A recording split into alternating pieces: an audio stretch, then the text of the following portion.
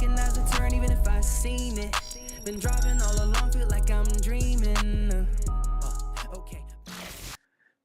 Ladies and gentlemen, welcome to Street Apologists Live. I'm your host, VOCAB MALONE.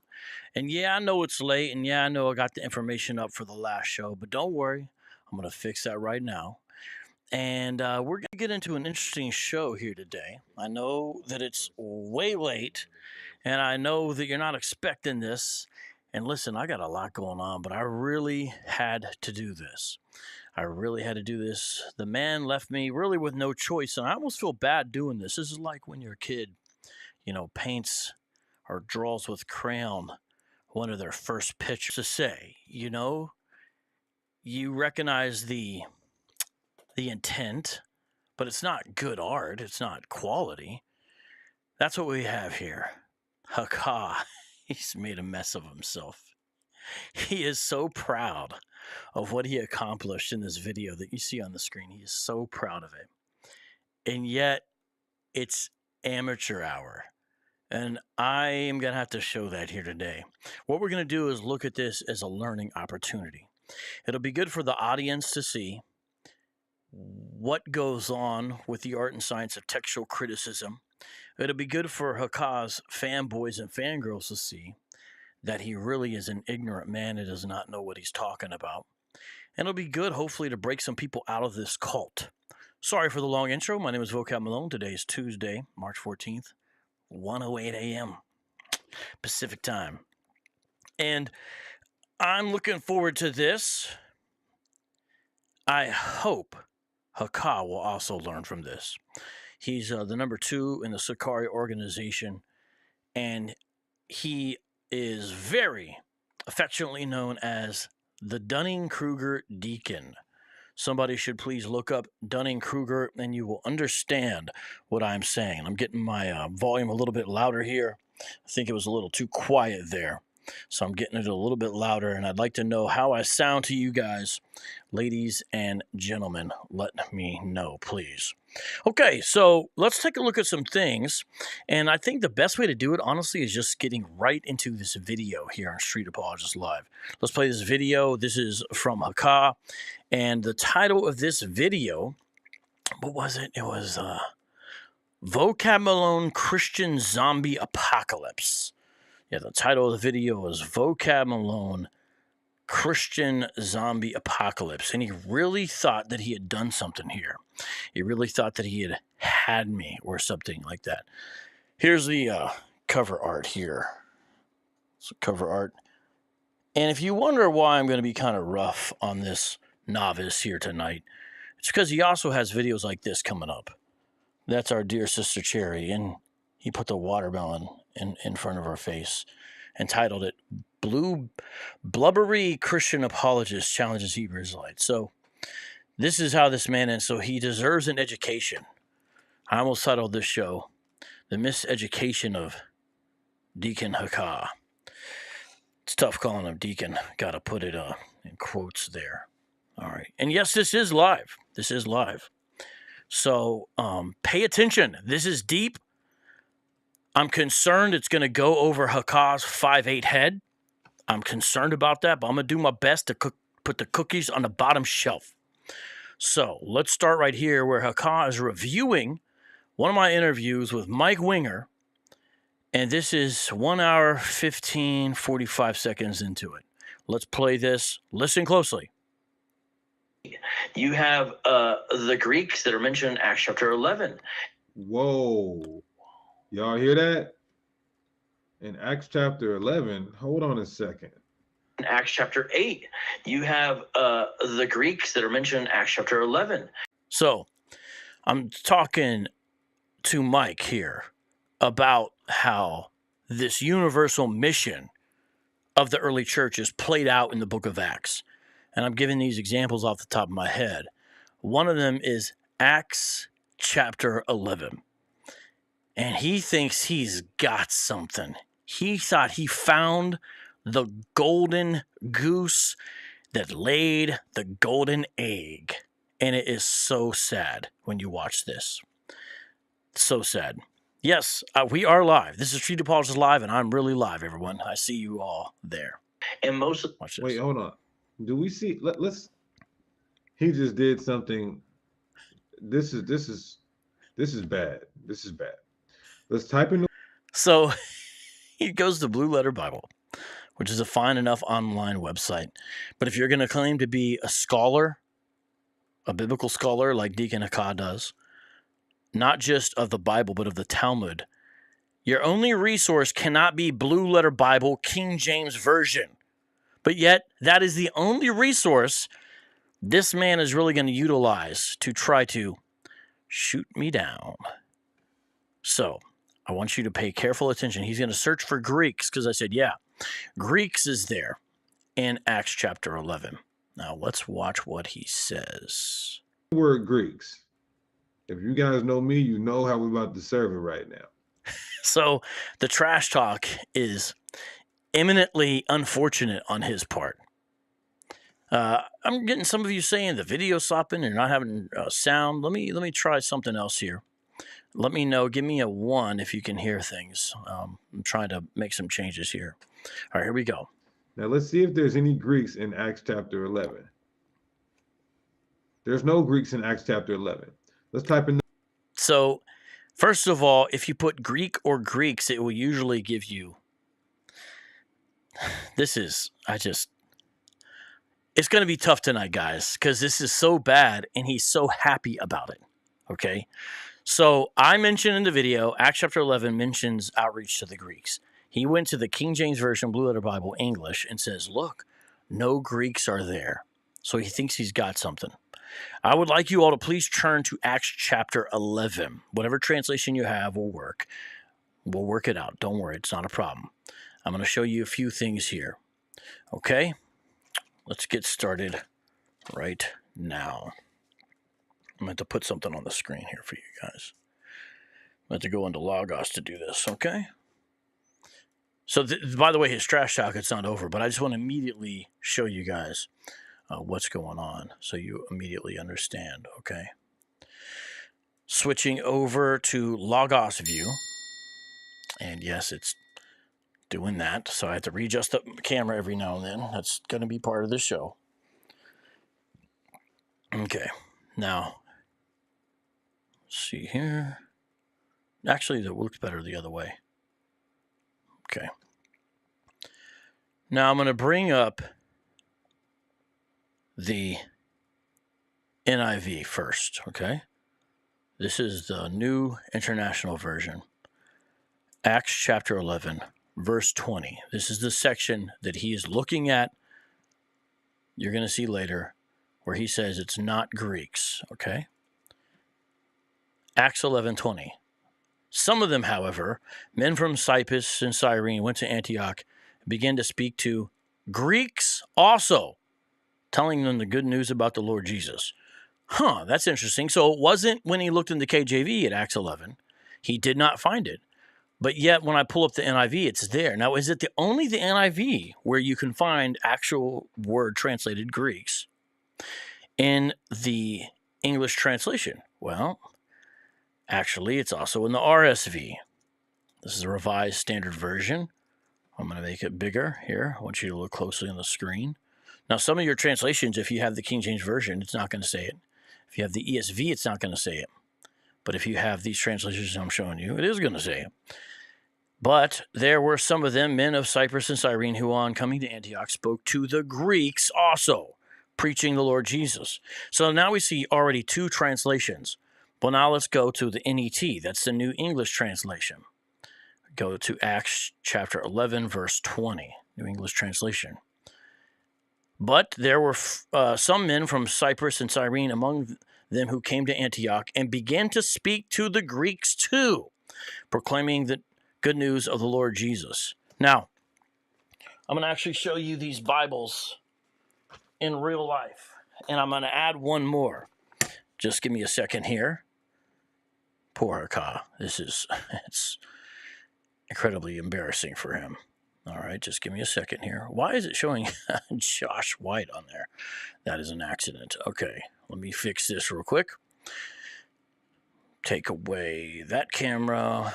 and take away this right here. Okay, so now I have another translation yet. This is the CSB, the Christian Standard Bible. And I'm going to go to Acts chapter 11, verse 20.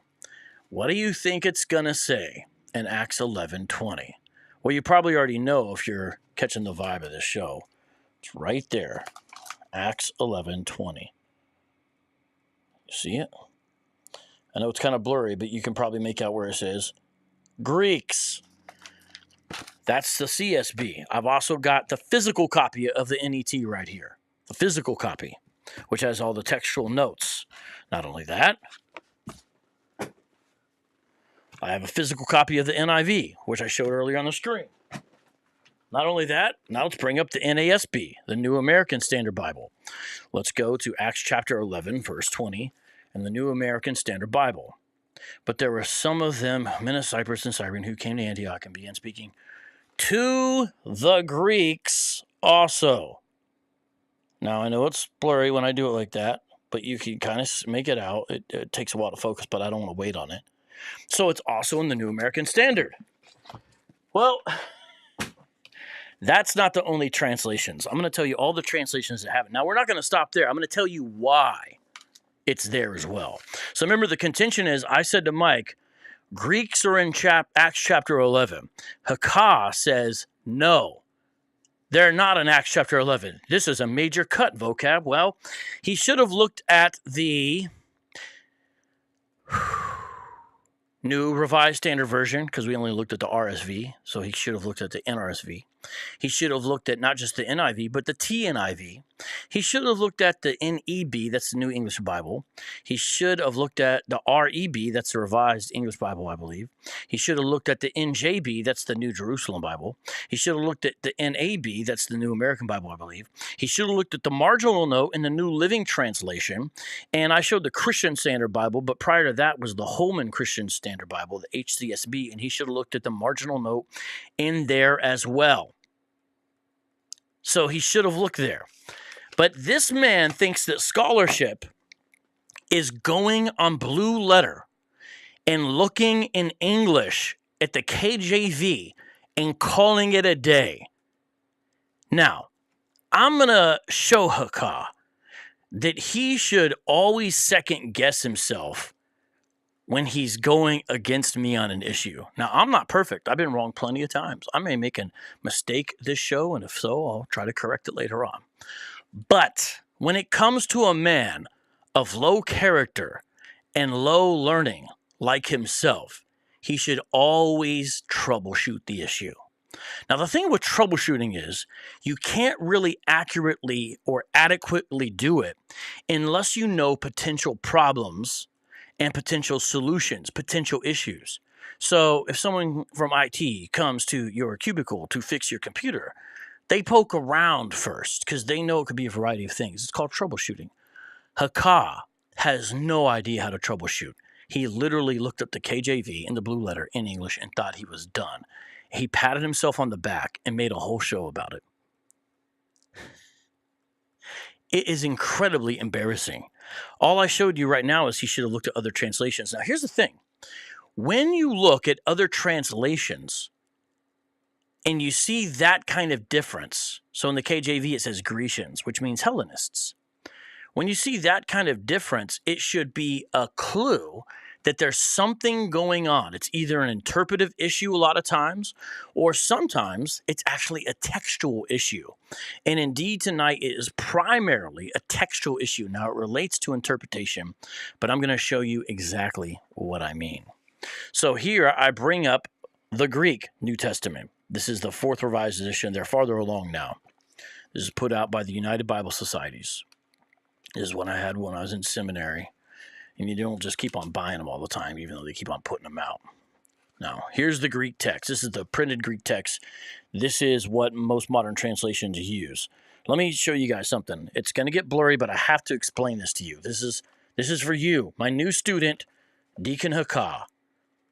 And I will take Cash App. Street Apologist is my Cash App. Send me a Cash App for this free class, DeaconHakah. And I know you have plenty of money because I've seen how many head wraps you sell.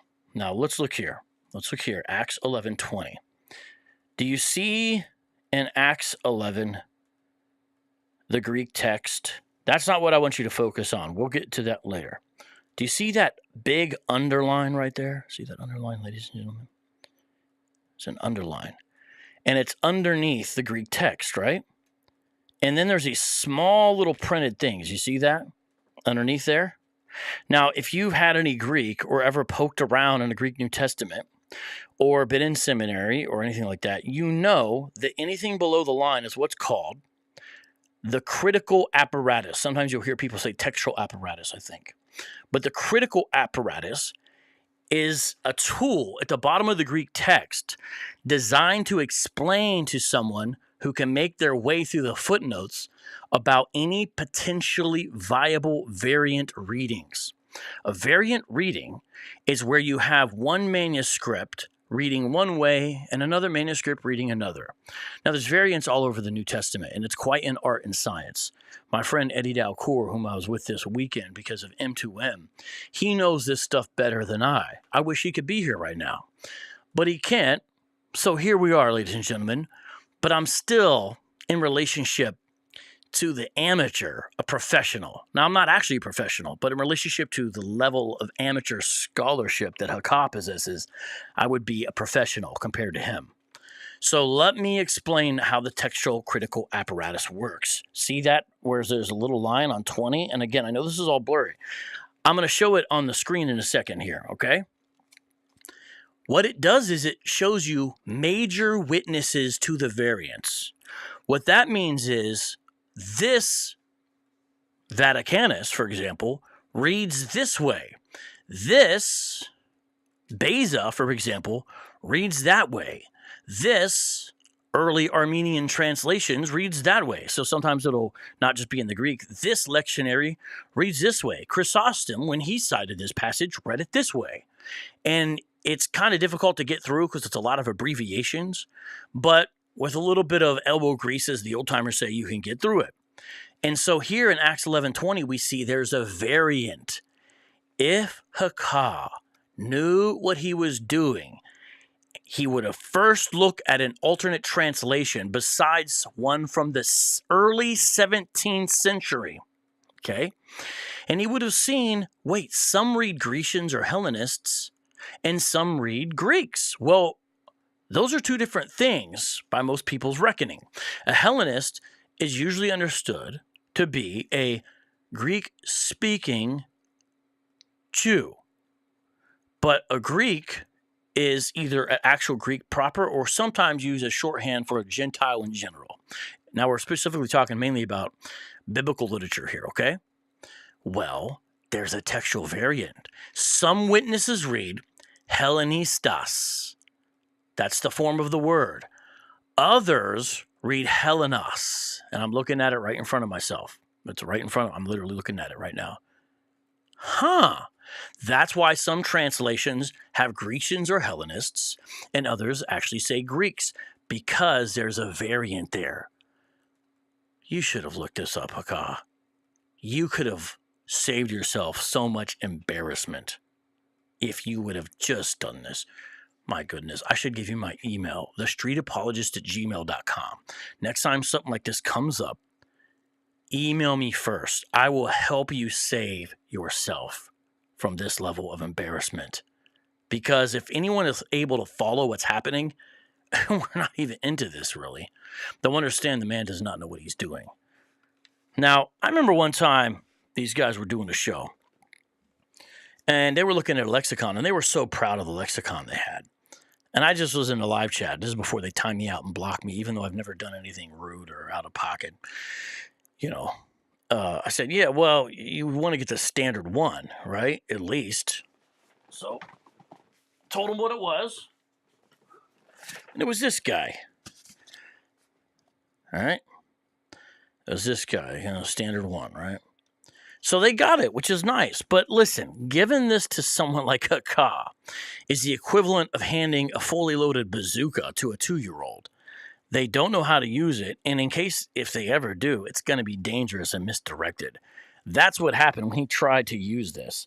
Now, we're not going to go too deep into that element, but I am going to show you this live on your screen, the textual critical apparatus, okay? Because I really want you guys to get this. And this will take multiple exposures to do that. What's up? Shout out to Josh.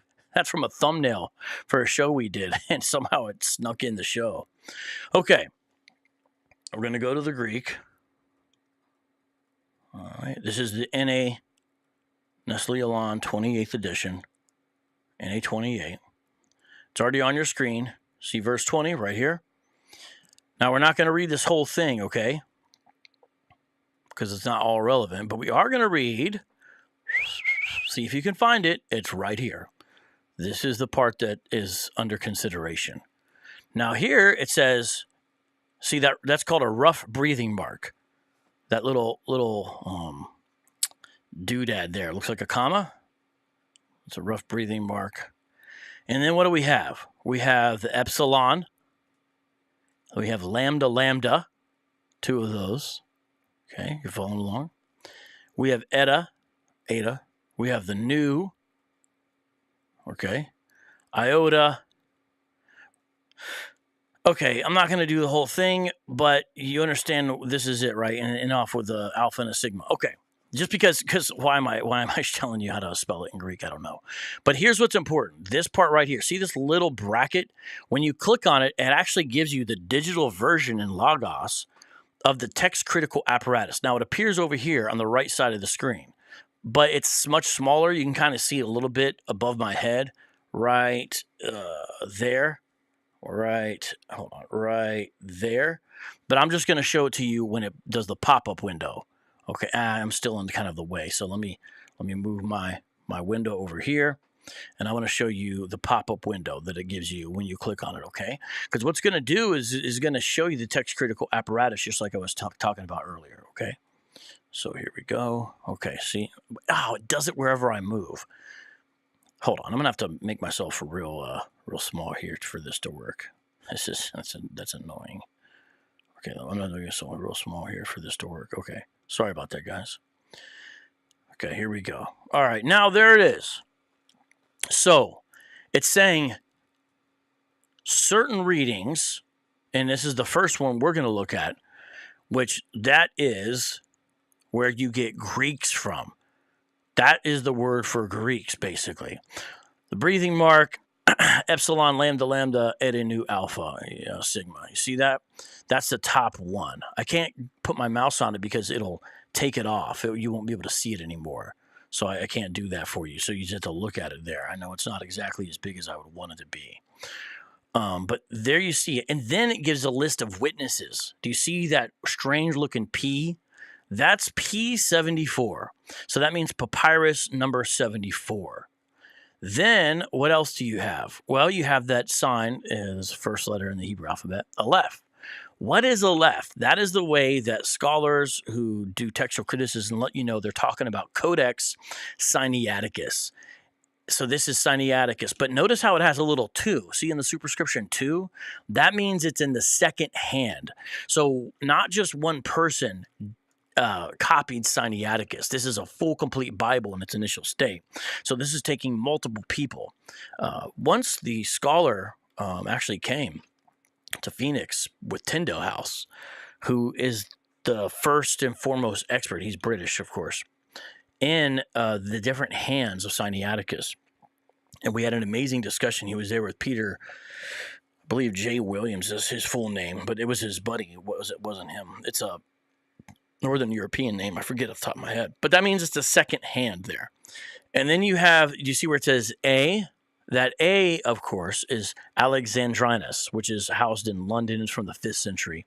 And then the last one there that you see is D. D is for Beta Cantabrigius. I always have trouble pronouncing this. Cantabriginius. And that's from the 5th century. And that little asterisk is letting you know that the original reads our way, but there's a corrective. Now, some of this gets kind of technical. But basically what it's showing you is the different witnesses that have the reading for Greeks to be the word there, because some witnesses, textually speaking, do have what would be the English equivalent, or I'm sorry, the Greek equivalent of our English word, Hellenist. Some have Greek. Now, these are similar looking and sounding words in a way. There's some similarity there. And it's an interesting thing. Now, we're not really done there. If you go deeper and look into this, you'll find a number of other places where this term Greeks would appear, which is what I was pointing at in Acts 11:20. So notice I've already mentioned big bad boy Sinaiticus. That's a big deal. Alexandrinus is also a steady, very important witness. And then, of course, Beza is hit or miss, basically. I'll just put it that way. P74, I believe, is the earliest example of Acts 11, because we have early copies of Acts, but P74, which is part of the Bodmer collection, it's, I believe, our earliest witness to Acts 11 in Greek, if I'm not mistaken. Well, there's more. So I looked these up. There's an old, I think it's a minuscule if I'm not mistaken, but I know it's in the Alexandrian type, so maybe it's not actually. It used to be called apparently 1518, but now it looks like it's called 1896. So it's a little difficult to track down because it goes by different names. This next one I'm going to talk about. Now it's later, but you got to understand how textual criticism works. The majority of witnesses are not the super early ones. They are the later ones. And that's when the text is even more stable, as you would expect. 14th, 15th century, this 1896, if indeed it is 1518, which I believe it's the same one. It has Acts, Pauline epistles, but it does not have Galatians. It's about 274 pages. It's actually housed, I believe, in Jerusalem, and something called Stravos 37. And it's part of this collection from the Patriarchate of Jerusalem. And a lot of this information you can find online, or if you have the proper book. So usually people use a combination of both, okay? Well, not only that, hold on, why am I, well, I'm going to leave this up for now. I know I'm small down here at the screen, but I just want people to be able to see this, okay? Not only that, but in the Armenian translations, so this is like from the 5th century, you also have Greeks. A lot of the early translations, for example, Old Church Slavonic as well. And so it's not just in these big witnesses, it's in other places. Now, there are other places where Hellenists appears. So this is a question about the textual viability of each one. So we're going to have to look at these through a variety of means. But first, I want to go back to Haka and show you what he's saying here, okay? This is because I want to recalibrate the issue here. All right. And see if that pops up for Acts chapter 11. Let's recalibrate this issue. It's about to be so bad. It's going to be so bad, you y'all. guys should know how I'm about to get down right now. The arrogance is astounding. Okay, there's no Greek in Acts chapter 11. But watch this, y'all. Let's type in the word Grecian and see if that's in Acts chapter 11. Grecians. This is a head lob. If you wonder why I'm kind of rough on him, he said what he's doing right now in the blue letter of the KJV is a head lob, meaning my figuratively speaking, my head is coming off. By the way, that's a little disconcerting from guys who say in the future they actually will do that to their enemies. Remember that. So it's, I don't speak this way when I'm talking about scholarship, but this man is not a scholar. He's a novice. He's an amateur. He's not someone that anyone should listen to about anything, maybe except how to construct bars, because he's a decent MC. That's really the area he excels in. This is not an area he excels in. Just like when Kobe Bryant tried to rap. Well, here you have a situation where a guy who's a decent rapper is trying to do biblical scholarship, and it's bad. I've already shown you that there are multiple witnesses that have Greeks. This is not even getting into the interpretational issue, because even if it did say Hellenist, which is a possible reading, as I've mentioned, the internal logic of the text dictates a certain understanding, and we're going to get into that, but you're going to have to really follow along. So listen to what he says. He's going to say Grecians, which is the KJV way to say Hellenist. Again, a Hellenist is a person who is a Greek-speaking Jew. Let me give you an example from a lexicon here. So this is the New Analytical Greek Lexicon, right? And it's not just Greek-speaking. It usually indicates adopting Greek culture and dress and things like that, usually when we say Hellenist here. It is on page 136 here of this. This is a brief entry. And here we got, it says this for this entry. To imitate the Greeks, one who uses the language and follows the customs of the Greeks. In New Testament, a Jew by blood, but a native of a Greek-speaking country. Hellenist. And they give two examples, Acts 6:1, Acts 9:29. They don't give Acts 11:20 because it's a matter of dispute, but that's what a Hellenist is. So he thinks what this is saying, because he turned to the KJV and Blue Letter in English, that they went and shared the gospel to the Hellenists. So he thinks that means, oh, that would only be other Israelites or Jews who happen to speak Greek. But remember, I said Greeks is in Acts 11, and I just showed you that it is. But he's going with the older reading, where the KJV from the, like I said, early 17th century translates it this way. But again, that doesn't tell you the interpretation, which we're still going to get into the interpretation regardless of the word. That's important, and I have some good commentaries to help us do that. But listen to what he says here. Oh, well, I see Grecians. I see Grecians in Acts chapter 11. So this is what VOCAB Malone is referring to. Now, here's the thing. Haka, you should have done more than what you did here. Because notice he says, this is what VOCAB Malone is referring to, right? As if he definitely knows, well, he was talking about Acts 11:20. Now, I was talking about Acts 11:20, okay? And I showed you why. However, let's say that he didn't see it, and he was wondering, well, what's VOCAB talking about? You know what he could have done? Let me show you. Here's what he could have done. This would have been a good move on his part. Just a minute, I'm going to fix some of this picture-in-picture shape stuff right here. This would have been a good move on his part. He should have went to Acts 11. Okay, let's bring it up. We got the NET in front of us. Let's go to there, right there. Okay, this is the second edition. I'm going to make it bigger so you can see it. Okay, all right. Now, I'm going to show you Acts 11, what it says. Are you guys paying attention? I really need you to follow here. I know it's late, but this is fundamental to this discussion. And this is not just nitpicking, because this relates to salvation, ladies and gentlemen. This relates to our mission as Christians. This relates to what the church is supposed to do. Acts 11. So we're focusing on 20, but he should have looked at the whole chapter and thought, well, maybe. Watch this. Now the apostles and the brothers who were there throughout Judea heard that the Gentiles too had accepted the word of God. Acts 11:1 literally begins with Luke saying they had heard that the Gentiles too, there's a reason why I would say that way, had accepted the word of God. It literally starts, the very first verse says the Gentiles. So what he should have done is go back to Acts 11:1 and say, you know what? I didn't see Greeks, actual word Greeks in Acts 11 in my KJV, English Translation, Blue Letter Bible. I didn't see it. But as I look at the whole chapter, maybe VOCAB was talking about Gentiles and using Greeks synonymously with Gentiles, because it is there. Now, then he could proceed to disagree with me from that point on. But instead, he made a whole video thinking that he had got first place, when in reality, he wasn't even competing. So this would be a charitable reading. And this is what scholars do, actual scholars. They say, okay, what's a way he could have looked at this? They steel man the argument. They say that he could mean this by that. Now let's deal with a stronger version of it. But Haka doesn't know how to do that. And this is why I even debated if I was going to do this video. Because I was like,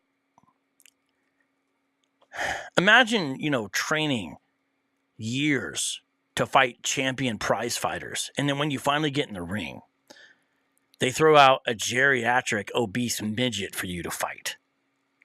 That's what's happening. And you just don't know if you want to go through with it. Do you really want to kick that obese geriatric midget? It just doesn't seem fair. But here we are. So what has happened in Acts 11? The Apostle Peter is recounting Acts chapter 10, the chapter before. Notice how my understanding of this, which is a Christian understanding throughout the ages, has merit to it. It makes sense of Acts 10 and Acts 11 together. So Peter's recounting what happened with Cornelius, who even the one Westers used to think, until Tahar convinced them otherwise, was a Gentile. They just thought he got the trick bag. But it's obvious Cornelius is a Gentile, and there's other Gentiles as well. And Peter is recounting this. And then look what he says as he recounts it. He begins with Gentiles, and then he ends with Gentiles. Look at what Acts 11:38 and 39. Let's look here. Let's start in verse 18. I'm sorry. That's what I meant to say. When they heard this, they ceased their objections. So why would they have objections if these people were actually just Jews, but for some reason they're being called Gentiles? Why would they object? They wouldn't. They would object if they were actually Gentiles. So the objection of the other Christians makes sense upon a reading that hinges with Acts 10 and 11 together, not upon Hakah's atomization, silly misanalysis of the text. So watch this. When they heard this, they ceased their objections and praised God, saying, so then, so this is a conclusion they're reaching. God has granted the repentance that leads to life even to the Gentiles. So they have to be convinced of this. And you don't understand Acts 11 right here unless you understand Acts 10. If you misunderstand Acts 10, as Hakah's religion does, you'll misunderstand this, almost on purpose, to be honest with you. But it's right there. If he knew what he was doing, he would have looked at that and said, maybe that's what vocab means, and went from there. But he didn't. He can't. It's so sad. It's the one-string banjo all over again. It's the kid who has one joke, and he keeps on telling it because they got to laugh once. That is what is happening, and I just don't know any other way to put it. Now we come to the place under consideration, Acts 11:19.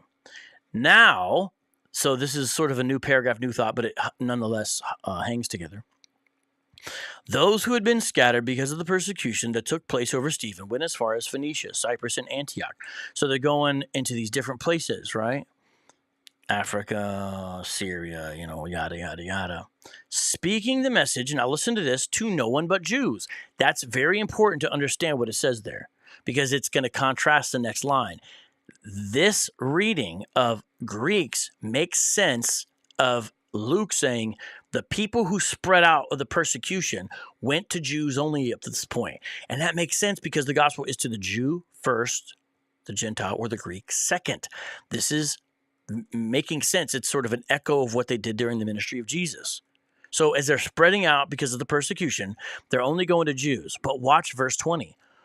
But, and it's a conjunction. When you look at the conjunction, this is down there in the code at the bottom there. It's what's called a logical contrastive. A logical contrastive. This is the actual Greek understanding of this conjunction right here that is translated as but. So the but is actually belongs in there, and it's a logical contrastive. That makes sense when you compare verse 20 with verse 19, the logical contrastive element. Now watch this. There were some men from Cyprus and Cyrene, so some of them, among them who came to Antioch, so they came from those two places and went into Antioch, and began to speak to the Greeks too. That's what he thinks is Grecians or Hellenists, and what I've shown you many witnesses have as actual Greeks. Proclaiming the good news of the Lord Jesus. The hand of the Lord was with them, and a great number who believed turned to the Lord. So this is saying success among the Gentiles at this point, which is mirroring what happened in Acts 10.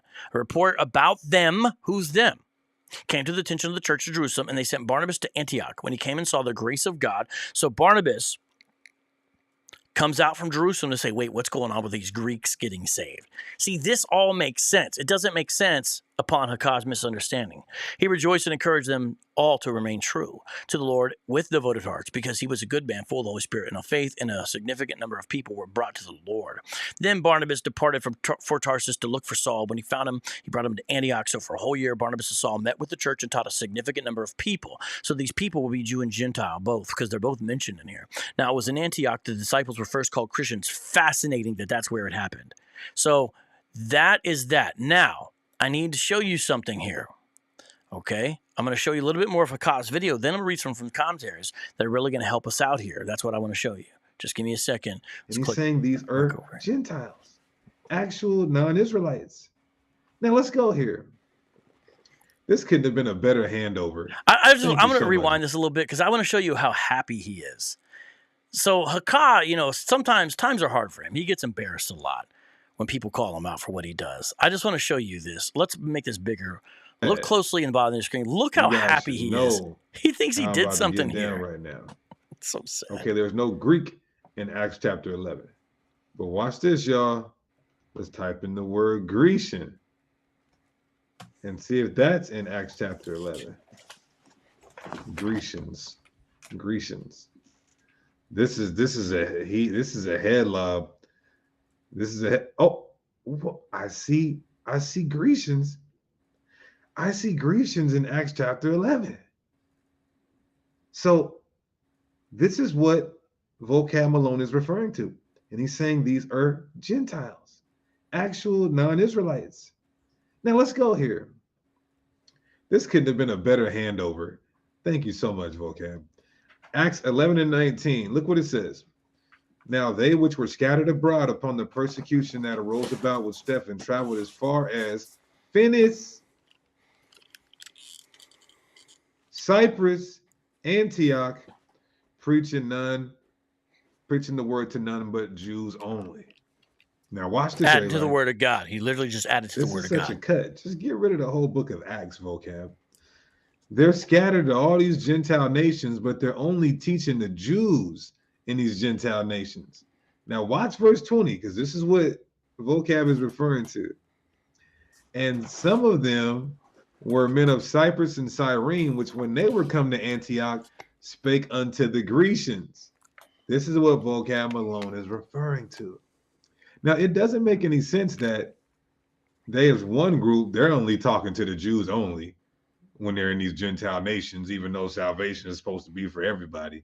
But then it does make sense. It's the only way to make sense of it, because you have the logical contrastive. It doesn't make sense if it's just saying more of the same. It's contrasting, and it hangs with chapter 10. My goodness, young sir.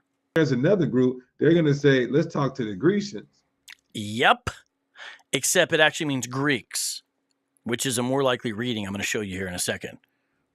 That's because these Jews only right here are Israelites scattered in these places who know they're Israelites.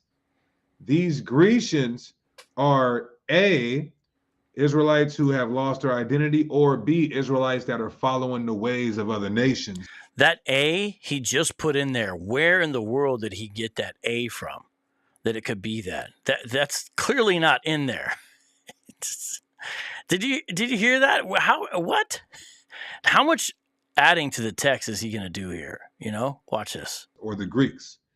How do we make a mistake here?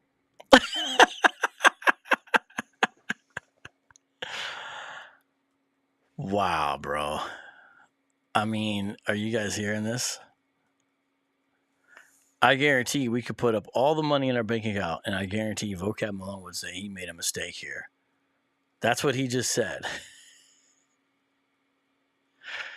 It is the other way, Haka. That is not the case at all. It is the other way. Okay. Let's go back to that one more time before I read these commentaries, okay? Acts 11 and 19. Look what it says. Now they which were scattered abroad upon the persecution that arose about with Stephen traveled as far as Phoenix, Cyprus, Antioch, preaching the word to none but Jews only. Now watch this, everybody. This is such a cut. Just get rid of the whole book of Acts, VOCAB. They're scattered to all these Gentile nations, but they're only teaching the Jews in these Gentile nations. Now watch verse 20, because this is what VOCAB is referring to. And some of them were men of Cyprus and Cyrene, which when they were come to Antioch, spake unto the Grecians. This is what VOCAB Malone is referring to. Now, it doesn't make any sense that they, as one group, they're only talking to the Jews only when they're in these Gentile nations, even though salvation is supposed to be for everybody. But then there's another group, they're going to say, let's talk to the Grecians. That's okay. Let's pause right there. People were saying I'm cutting out a little bit. Let's look at some resources. Let's look at some resources here. And Dinu is right. I'm going to put your comment on the screen. Dinu. as well as Atom Optimus Prime. We're going to look at a couple of different resources here.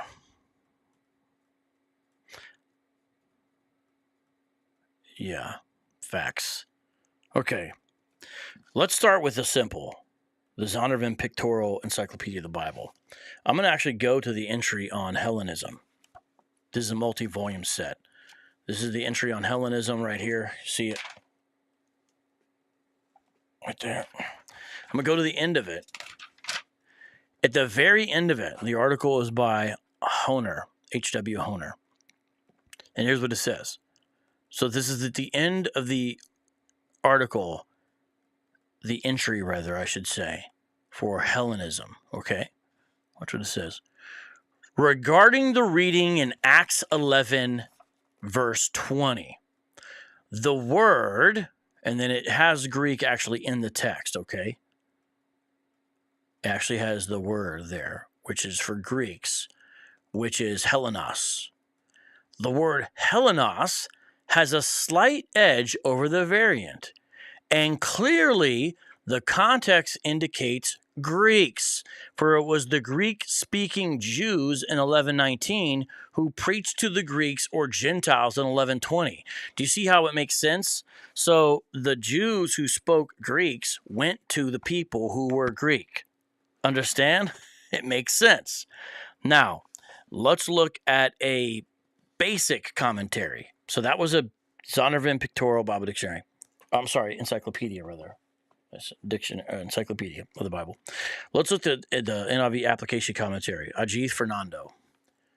We're going to look at what he says in Acts 11:20. And these are resources that help you.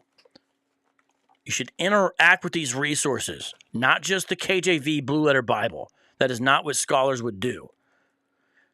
And the reason I'm saying that is because he claims to be a biblical scholar, okay? And he even did an interview where he claimed to be a professor. My goodness, professor of lies.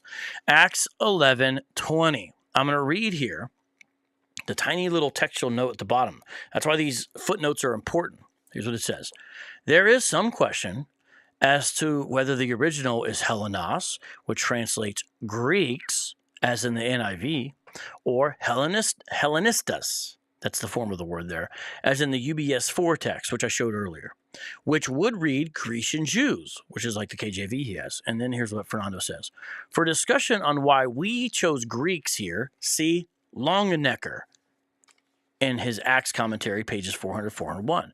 So he says there's a fuller discussion in Longenecker that you should look at to see why Greeks is the better reading. Well, it just so happens that I have Longenecker's volume on Acts. So I pull out Longenecker's commentary. See that? This is John and Acts. This is how thick these commentaries are. And now we're interacting with scholarship, okay? So I'm going to read here from Acts chapter 11, verse 20, just one part on page 400, because it's kind of a long discussion. We're not going to read all of this that he's referring to. It's a lot there. I'm showing you the sources, so you could do this. Hakah, you could buy all these books instead of buying all this gear to look fly and guns and chains and renting cars for your videos. You could buy these books and interact with real scholarship if you'll step up to the plate. And that's what I require of my students.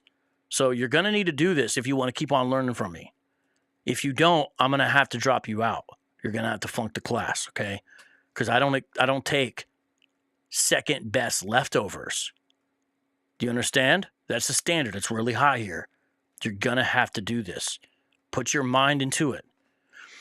Here's what this says. Certainly the contrast between the Jews of verse 19 and those who receive the gospel here in verse 20 makes it all but impossible to understand those referred to in verse 20 as anything other than Gentiles. Thus, it is necessary to read the text as meaning Greeks and as probably originally using the word Hellenos. So he's directly relating to the textual variant we've been talking about here, Longenecker. Now it's, again, part of a longer discussion, and I encourage you to check it out because we don't rely on commentaries slavishly, but we interact with them. This is what you actually do when you come to a conclusion. You don't just look up the KJV on the internet on some free program you got. That is embarrassing. You would literally do that and think that's the end of the matter? Whew. But let me stop. We're not done. Let's get into some other commentaries and interact with them as well, okay? Here, I've got Bach. He is a Lucan expert. I've seen him a few times. DTS teacher. Really humble guy, good guy. Baker, these are great commentaries. Let's go to Acts chapter 11 and see the note he has. We're only reading some of this because the show would take all day if I read the full entry, but you can do this. It's on page 420 of the book I just showed. Here's what he says. Hellenos, or Greeks, is a key variant that refers to ministry to Gentiles. It is supported by, and then he actually lists the witnesses. And that's what scholars do. So what he did is, I'm going to tell you the secret sauce. Bach grabbed the textual commentary on the New Testament, which I'm going to show you here in a little bit, by Metzger, and also used the textual critical apparatus at the bottom of the UBS, United Bible Society, whatever edition he has, and he saw the witnesses there. It's not like people have these memorized, okay? So that's what he did. I just showed you how to do this. This is what is called in school showing your work. It doesn't just relate to math problems. It relates to biblical issues, especially in the realm of textual criticism here. So then he says it is supported by P74. Remember, I showed you that earlier. And I'm translating this because it says P74, which is this Papyrus 74. And when I say translating, because the next one is that Aleph symbol with the 2 superscript. And remember, I told you earlier that means Sinaiticus, the second hand. You can see it if you look real close. Sinaiticus, the second hand of Sinaiticus. A, which is Alexandrinus. D, with the asterisk, which is the original reading in Beza. And 1518, which I told you has a different name. When you look up the scholarship on it, it's difficult to track down. And the different name that I've seen when I looked up the list is 1896. And then I gave you information about 1896 already. And here's what he says. This is likely to be the original reading. And then he puts in parentheses scholars' names with the year and the page number. And one of them is Bruce, 1990-272. Notice how we're following the train here. One scholar refers to another, and then we go to them. So let's see what F.F. Bruce says in his commentary on Acts. Notice how thorough this is. This is why this is difficult, because doing this, it's like Mozart composing a masterpiece that took him all this time, but he's doing it for someone whose tastes only involves liking kids' bop music. You see what I'm saying? This is a chef making a fantastic dish of chicken Alfredo, chicken fettuccine Alfredo, right? With the bread and the dip and everything, right? And the espresso, and the person he's feeding only likes chicken nuggets and fries and Sprite. That's what's happening. So I know this is going to go over a lot of the tastes of people that follow Haka, but don't be that person. Do your diligence, ladies and gentlemen. Now we're in F.F. Bruce, page 237 of his commentary on Acts, and we're going to read the footnote. Notice a lot of this is in the footnotes. It's not even the main body of text, but I am going to read the main body of the text here in a second, okay? And here's what he says. Hellenos, this is the reading of, and then he names these again, these same ones that I've been telling you guys. And he says it's in Eusebius and Chrysostom. So look, as of now, Bruce is the only place I've been able to find where this reading that we're going with, Acts 11:20 Greeks, is in Eusebius and Chrysostom, but I'd like to track that down and find out more. This is how this goes. Each guy tells you a little bit more. If they're doing their homework, and F.F. Bruce is a recognized legend. He's dead now, he's passed, but he was a legend in his own day. No doubt about that. Englishman put out so many books, very prolific. And at first sight of all the versions, he's saying the translation. So scholars sometimes use shorthand that you don't know what they're saying, especially in the footnotes. He's saying what I mentioned earlier, how in the textual critical apparatus, it says the Armenian translations and the Old Church Slavonic translations. He's saying at first sight, all of the versions. Although, and then he mentions some other variants that are less, and then he mentions the other one that would give you Hellenist. So this gets really technical. When you look at this, you'll see what I'm saying. Then he says this is the important thing that he says. The context plainly requires the sense Greeks as opposed to Jews, and not Grecians or Hellenists. Do you notice the modern scholarship, a lot of it agreeing with the rendering of Greeks, and then they give their reasons. And some of it has to do with the internal coherence of Acts 11 itself. Some of it has to do with it in relationship to Acts chapter 10. Now, here's what I'm going to show you next. I want to show you even a few scholars. I've got a couple things over here on the side of me I'm going to grab. Even scholars who say, I think maybe in this particular context, it should be Hellenist. The logical force of the passage, the weight of it, is so strong that it's obvious it's talking about actual Greeks. They say this should be one instance where we look at this word differently. Now, I don't agree with that solution, but they are forced into that solution because they're like, okay, which textual variant? I go with this one, which I think that's the mistake, but then we should understand it that way. So let me show you a little bit of that. I know this is getting kind of complicated. My guess is he'll misunderstand something I'm saying in the complicated sections, take it out and use it and say, there was really nothing there. He didn't correct anything. That's my guess of what he's going to do. But remember, this man said we can all put up all of the money in our bank account, our life savings, against vocab being wrong here. The fact that he was wrong. He would even admit he's wrong. Remember he said that? After looking at just the KJV, he thought he was done. So here's Colin Hemmer. This is a really technical book, the Book of Acts. In the setting of Hellenistic history, Colin J. Hemmer, I don't even think he was really confessional, as they say. Here's what he says. This is going to get kind of technical. I'm reading from page 194. The reference to Hellenist in this verse poses complex problems highlighted in the contrast between B and D. He's just talking about the manuscript witnesses there.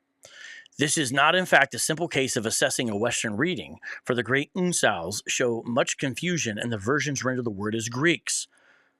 Kind of like what we've been saying so far, right?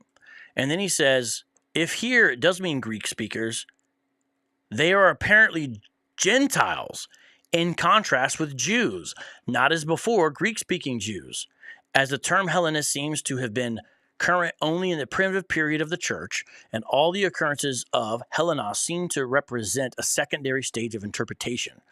So basically what he's saying there is that if Hellenos is a later reading, it seems like it's the church understanding that's what it meant. And if it was originally Hellenist, basically the English way to say it, then it must mean something different than other places. Here's my point. Even folks that say, well, I go with the other reading, the one that Haka was looking at, think the interpretation should be a different way because of the internal coherence and logic of the text itself. I'm interacting with a wide variety of scholars over the past really 60, 70 years or so. Not done. I'm still going to read the F.F. Bruce entry. Don't let me forget. This is Metzger. He's the one who taught Bart Ehrman, but he was faithful, unlike Ehrman. A textual commentary in the Greek New Testament. There's a lot here. So what he does is whenever there's a variant, he gets all into it. This is all just about one variant. It's page after page. We don't have time to look at all that. But you can pick this book up. You can get this. Now, again, if you don't understand the jargon of scholars, this will not make sense to you.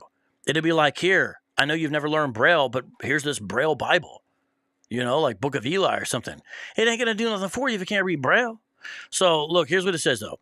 In the present passage, so this is Metzger talking about Acts 11:20. In the present passage, the author seems to draw a contrast between Hellenistus, or the variant readings, and then he lists those, of verse 19, talking about the Jews, where it says Urias, okay? It has been urged that the word must possess some more distinctive meaning than merely Greek-speaking Jews. Thus, now notice he mentions other scholars, Warfield, that's the Lion of Princeton, as they say, and Cadbury argue that it means Gentiles, and then he cites the source there. So Warfield has a whole article on this, okay, that came out in 1883. So this is what I mean by interacting with multi-generational scholarship here, and the JBL, the Journal of Biblical Literature, and it's a whole article on that. That's how deep these guys get. They will literally write not just a commentary on a book, they will write a journal article on one variant of one verse relating to one word. So you can't act like you know what you're talking about unless you've looked at some of this. Then he also mentions the Cadbury discussion in pages 59 to 74 in volume 5 of the Beginnings of Christianity under the section labeled The Hellenist. Now let me read here from page 341 of Metzger's textual commentary in the New Testament, showing that even if it wasn't Greeks, which I believe that is the right reading, Haka didn't even know there was a variant there because he doesn't know what he's doing. You don't know what you don't know, right? The interpretation, even if the variant is the other way, still is contra Hakah's position. So page 341 says this. In assessing the evidence for the variant readings in the present passage, now Metzger is going to go on to say he doesn't think you can attach much weight to the fact that the reading Greeks is all over. But now he's going to list them, and I think you can attach weight, and that's why a lot of scholars have disagreed with Metzger on this point. Here's what he says, I'm continuing to quote. The early versions all read Greeks. Remember, F.F. Bruce had mentioned that at first sight, the versions, these are the early translations of the Bible, read Greeks. And so he names even more now. So Metzger gets deeper. Each time we learn something, it's like a spiral.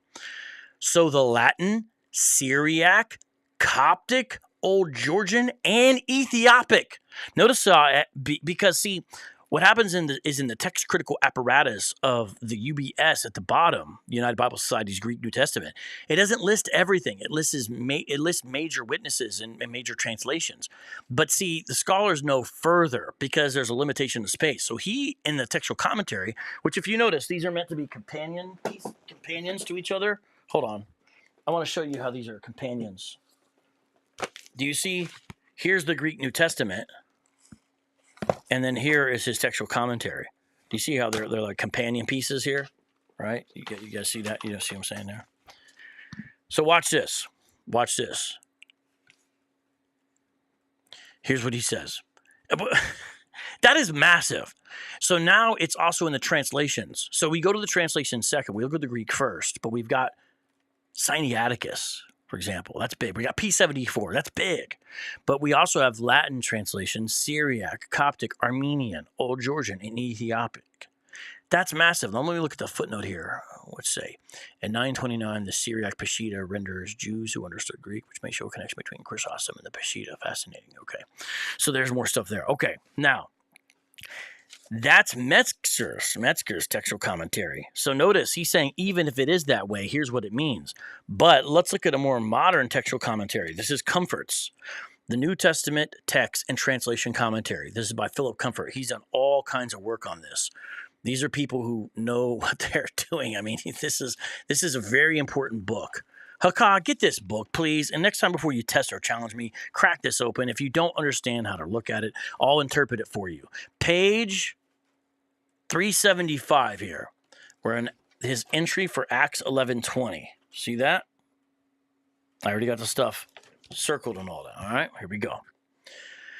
So he says, which witnesses have the word Hellenist, and then which is tous Hellenistas. That's how you say it in Greek, the Hellenist. Definite article followed by Hellenistas. And then he shows which ones have it, right? And as far as the witnesses, then he shows which translations have it. Now we go on to the variant, tous Ellenos, which is the Greeks. He lists the witnesses and then all the translations, and it's a gang of translations. So this is the preferred reading these days. Now I'm going to read from it. Here's what it says. Presuming that Hellenist means Greek-speaking Jews, BDAG, so that's the joint I showed you earlier, BDAG, which is the standard, which I said when I told Haka to get that, it was like handing a bazooka to a 2-year-old. BDAG 318, the TR, that's Textus Receptus, WHNU reading does not seem to make sense. So this is where scholars weigh the variance. That's what textual criticism is. You weigh the variance. Because this verse seems to call for a contrast between those who preached only to Jews, 1119, and the people from Cyprian and Cyrene who also preached to Greeks or Gentiles.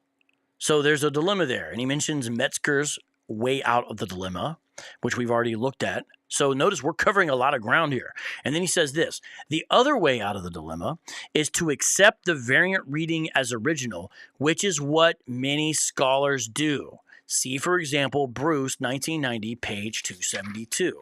So now we notice we're coming full circle. I told you that I was going to read F.F. Bruce's longer entry in the New International Commentary in the New Testament for the book of Acts. And now I'm going to do this. Now look.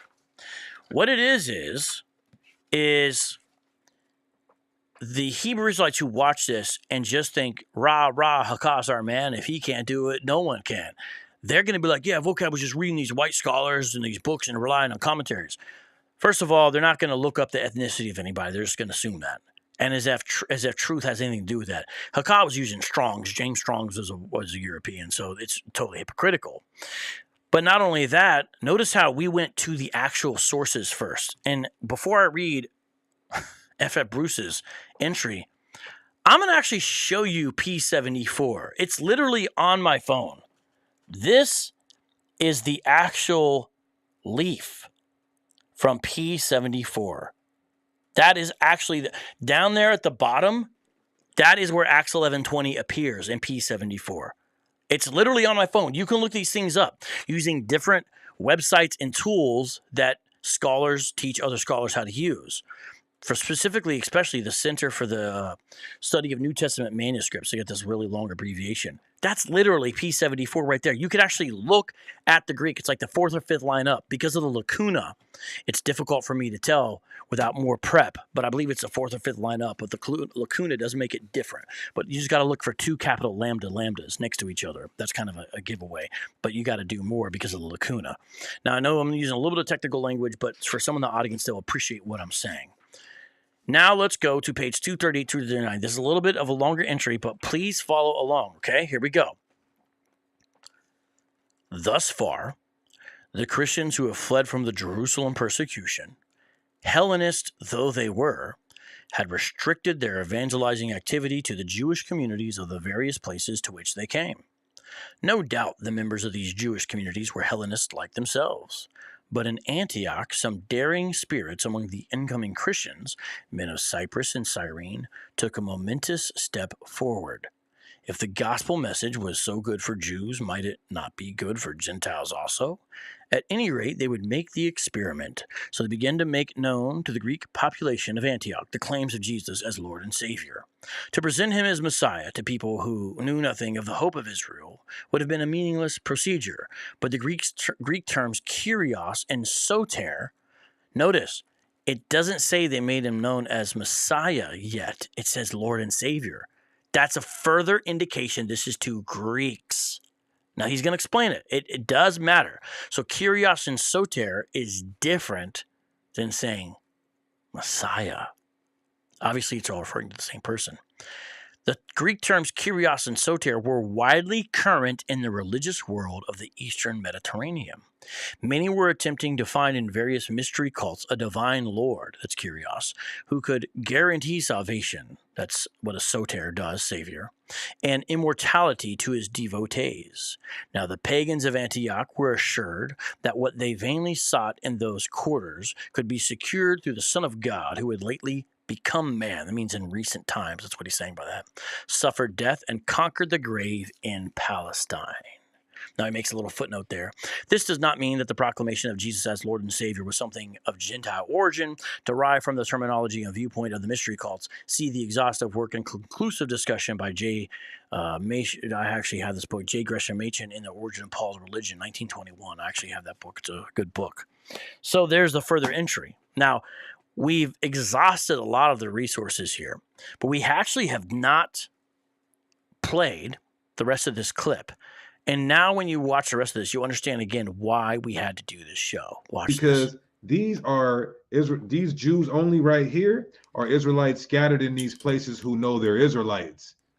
These Grecians are A, Israelites who have lost their identity, or B, Israelites. Notice that first concept he brought is nowhere in the text. A, Israelites who have lost their identity. Where's that at, Haka? I think it's in the same place your scholarship is. Doesn't exist. Maybe it's in the same place, that concept, that your grade is, which is in the trash can. That are following the ways of other nations or the Greeks. How do we know that? We don't. Let's take a look at this word for Grecian. I can guarantee you, we could all put up all of the money in our bank accounts. This dude is getting people to bet their life savings on his academic work. Don't do it, folks. It's a Bernie Madoff scheme. Don't do it. You'll lose your money. much like he's lost his credibility here. And VOCAB Malone would say he made a mistake here. Nope, I would say you made a mistake. No mistakes were made on my end. Now, I do make mistakes sometimes, but not tonight. Not in regards to Acts 11:20 saying Greeks. The only mistake I might have made is taking the time to do this live stream to respond to someone who won't even understand most of what I'm saying. I guarantee you. His guarantees are utterly worthless, much like his claim to be a professor. Because I've heard him say, you guys say that the Greeks are Israelites, but there's already a word for Greek Israelites. It's Hellenistes. Yep, I did teach you that. Thank you for recounting one of the lessons. However, you've misunderstood how the lesson fits into the larger context. And that's something you should remember, student, is that Hellenists is the thing you're trying to get when it says Gentile. That's right. But that does not discount Acts 11:20, reading Greeks. He said that. But watch this. Let's see if this is Hellenistes. Because VOCAB Malone, out of his own mouth, he said that this was the word for Greek Israelites. Thawada, Sister Cheryl, greatly appreciate you, Thawada. This is Hellenistes. Now let's click on it. He just cut himself. So embarrassing. A Hellenistic or Greek speaking Jew. By the way, he's proven my point on another issue. Notice that? Just like he said, our teacher, VOCAB Malone, said, hey, when you guys try to take the word Gentile and turn it into actually meaning a Jew who follows a Greek custom, language, culture, there's a word for that, and it appears in the pages of the New Testament, which is Hellenist in English manner of speaking. Grecians in the old KJV. He's proving the point that word is valid for that. So when you come to Gentile, you don't get to reinterpret Gentile as a Hellenist because Luke, the author, already knows that word. And in fact, so would the other authors. But they do this again and again in the book of Acts. Luke uses Hellenist, for example, in Acts chapter 6, I believe in Acts 9 as well. And so when they come to Gentile or Greek and they don't like the outcome, which is, Gentile salvation, they literally say, well, those are people, just like he did there. A could mean this, Israelites in a Gentile state of mind, but there's a word for that. So he's proven the point on another issue. Will you remember this lesson, Haka, or do we need to do future review? Listen, I'm going to have early office hours and open up my desk for tutoring early before school so you can come to get some extra time in. A Greek-speaking Jew, a Greek-speaking Jew, a Greek-speaking Jew. He's so excited. He thinks he's doing something. Let's time out Sacrament of Truth movement. I don't have time for that. Usage. Imitates a great word. Used in the New Testament of Jews born in foreign lands and speaking Greek. I don't understand how. I hope that if you've watched this whole program or even caught some of it, you understand how silly what he's doing is now, how utterly ignorant and how utterly backwards it is. And you realize that pride comes before a fall. He said these were actual Gentiles. Yeah, because the original reading should be Greek, and even if it wasn't, that's the proper interpretation. And I showed massive resources to do this, not just the KJV BRB, bruh. But he just proved our point that no, these aren't actually. The context disproves that, and the very Greek word disproves that. Nope and nope. He doesn't pay attention to the conjunction in the beginning of Acts 11:20, which is literally described as a logical contrastive. It is insane. Now, here's the thing. Someone is saying, hey, Haka is insulting his audience. He does not expect them to look this up, but I don't think he knows.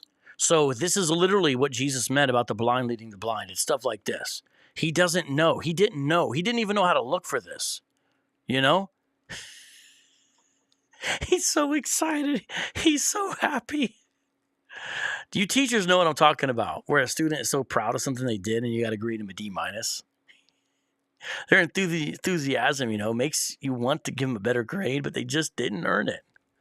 In his own, let me see if I can find that video. So now he's going to jump around for the clip. It's crazy. So check it out. I appreciate everybody up in here. And And no, this is not normally when we do things. I got a different schedule this week. And the important thing is the information. I do want the support and the love, ladies and gentlemen, which what we need there is we need people to become Patreons. We need 2 more to reach 100. Become a channel member. Hit me up on PayPal or Cash App, as I mentioned earlier, one of those. And we can keep on doing work like this. We got a lot more stuff coming. In fact, I have finally started writing my next book. Now, it's going to take a while. I already know that. But I feel like there's some really good stuff in it. And he's just searching Israelite around Defense. why Which he does one this was that? show. Can you put the link in the chat? He doesn't find it. He just says something again later. I think that, will be a mistake or whatever. So let's check it out. Israelite Defense. Help a nigga out, brother. Start shutting down here. Make sure you hit this like button, ladies and gentlemen. Make sure you subscribe to this channel, hit that bell notification. Make sure also that you make a comment, leave a comment there. Super chat or super thanks, as they call them, please. Appreciate all that. And I know I was a little rough on him, but okay, this is 5 errors of the Hebrew Israelites. Let's check this out. He's just poking around trying to find. Yes, I have said that, and he should understand that, and she should be interpreted in Gentile and Greek different. But here in Acts 11:20, that's not the issue. The issue under discussion, number 1, is the variant, which he did not know existed until now. And then number 2, of course, is the question of the interpretation of the variant. And the internal connection between Acts 10 and Acts 11 makes it obvious. And the contrast between 19 and 20 makes it obvious. It is stark looking you in the face, but this religion has blinded Haka. And he wants to willingly be blinded. Remember last night we went live with Anthony Rogers and Luis? Remember what this brother said? Haka said that if the Jews are actual Jews, then God does not exist. That's what he said. He's willing to stake his whole belief in the Bible and God on the fact that those Jews aren't Jews. On migraines. Come on, man, I can't. But like I said, if I present this to VOCAB, you've presented it. And I had to take your work and rip it up into 4 pieces and say, start over, son. He's going to say he was wrong on that. I'm going to say you're wrong on that. And it's sad and embarrassing. And if you hand in a paper like this again, you're going to be flunked out of my class permanently because I don't put up with this. He's going to say that these are not Israelites. I'm sorry, these are not Gentiles here. No, I'm not. I'm going to point to you to the textual critical apparatus and take you on a journey, educating you in the process. You as a novice, as an unlearned rookie, and hopefully the minions who follow you will break out of this when they see how much credibility you have lost here tonight. So he cannot use Acts chapter 11. I can use Acts chapter 11 because, first of all, Peter's speech begins and ends with Gentiles. And second of all, Acts 11:20 says Greeks. And if it doesn't, we still have the proper interpretation, as you've seen. And Acts 10 has Cornelius. So yes, I can. You made a huge mistake. I did not make a huge mistake. You made multiple huge mistakes tonight. There is egg on your face. Get it off your beard. That word is dealing with Israelites who speak Greek. He would agree to that. No, I would not, because you don't know what you're talking about. This man literally said you could put all your money in your bank account on me being wrong here. Because he said it out of his own mouth. So if you do find that video, brother, and you get the timestamp, just leave a comment in the chat. Give up.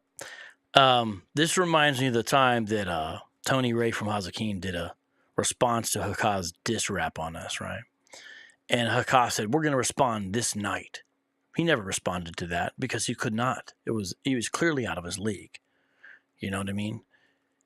There will be no substantial response to this because he's clearly out of his league. What's he going to interact with? What's he going to say? Ron Shields, who is eminently a man of higher character and eminently a man of higher learning than Haka, he even never responded to our response to his claims about textual criticism and the Trinity not being present in Matthew 28:19-20, as in the 3 persons, being absent. Once we really brought the hammer down the last time I was on the dividing line, if you saw that show. He never responded because he could not. There will be no real response to this in any way. It's not possible. There's nothing he can do. You know? 8, you have the Greeks that are mentioned in Acts chapter 11. And most of the audience that the New Testament letters are written to is a mixed audience. And you can even tell by some of the ways things are worded and the things are spoken. And then you go to... How in the world are most of the books of the New Testament written? So there he transitions to something else. So that's that with that. Ladies and gentlemen, I hope you've learned here tonight. There's more that I could show you, but I think this has been sufficient for now. I hope that you enjoyed this strange hour of a live stream. And let's just block Sacramento Truth Movement. He's clearly not listening. It's really sad. Any questions from the audience? Any questions from the audience? Anybody got something they want to say with the cue? Questions from the audience. I will take them now. And let's see. And Andre says, he'd rather be identified. I'll put this up here. I'll put this higher up here. Yeah. He'd rather be identified as a Jew and be wrong to be who God created him to be, brother. You are a black man. Yeah. Haka is very lacking in his reading comprehension. You know, it's crazy. It's true, but he actually looks like a certified genius next to my man Sargent. You know?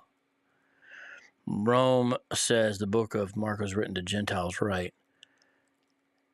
Well, yes. It's understood to be written from Rome, usually. That can't absolutely be proven, but definitely it's not anti-Roman. It sort of has pro-Roman elements in it. And it's clear by the immediatelys that it's written to men of action. It's the shortest of the Gospels. So it definitely has a person with a Greco-Roman mindset in mind, if you look at it. No doubt about that. Texas chick or whatever that is says Sakari who. That's a Hebrew Israelite sect. Dave says Sakari stars a marvel. Yeah. Never matters. Yeah. Yeah, they have. Just answering the question on the screen there. VOCAB Malone is a shill, clowning things he can't disprove. Sakari got you beat, heathen Jew. Good point. Yep, his belief in God is conditional. That's right. If you had a question earlier, you're going to have to drop it in now. Adam says, this was very good content. Thank you. I appreciate it. I hope people followed. I did what I could. Thank you, watchers, for buying the book. I appreciate that as well. Yeah, Andre, no self-awareness. This is true. And Nate, shout out to you. Best mod. Shout out to Dinu. Best editor. Thank you. What's up with the name, though? I don't get the name. I don't like the name. Yes, they do. Oh my goodness. Why does it matter? All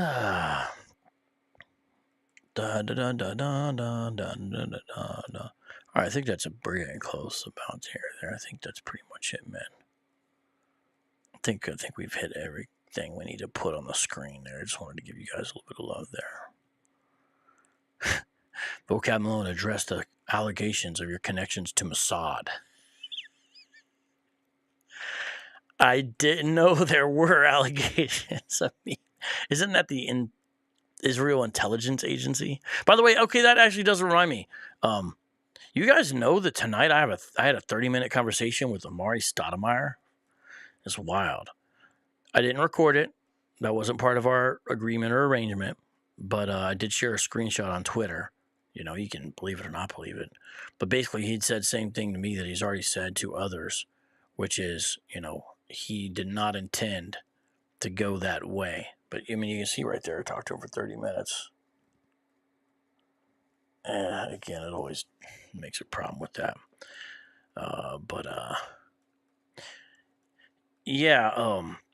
He did not intend to co-sign One West doctrine. Now, I'm leaving my show up because what he said, he still said in the interview. But I am glad to see he's walked away from that. And I did tell him I would like to talk further sometime about Jesus Christ as Messiah, you know. And hopefully we could, for real. Okay, so with that, ladies and gentlemen, I'm going to jump out here and keep Haka in prayer. Keep his students in prayer. Keep Amari Sotomayor in prayer. And, class dismissed.